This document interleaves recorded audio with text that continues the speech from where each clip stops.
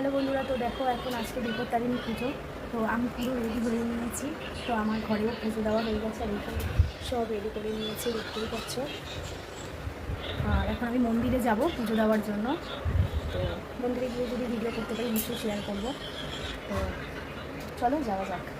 তো দেখো বন্ধুরা, এখানে আমি ঘরের ঠাকুরকে যে পুজো দিয়েছি কি সুন্দরভাবে দিয়েছি। দেখো আজকে খুব মন খুলে আজকে পুজো দিয়েছে এত ভালো দিনে।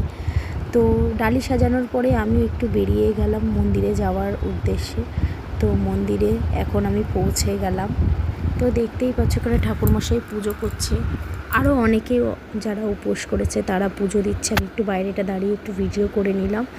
নেওয়ার পরে আমি এবার একটু বসে পড়লাম পুজো দেওয়ার জন্য। তো পুজো দিয়ে তো এখানে খুব ভালো লাগলো, কারণ অন্য সব জায়গায় গেলে কি তাড়াহুড়োতে পুজো দিত, এত ভালোভাবে পুজো দেওয়া হতো না।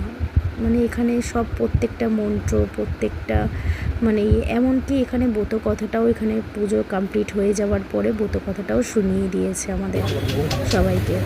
তো পুজো এখানে দেওয়ার পরে আমাকে এখানে উনি টিপ পরিয়ে ধাগা পরিয়ে দিলেন। দেওয়ার পরে তো ধাগা বাঁধার পরে আমি একটু ছবি তুলে নিলাম। ভালো লাগলে লাইক করে দিও।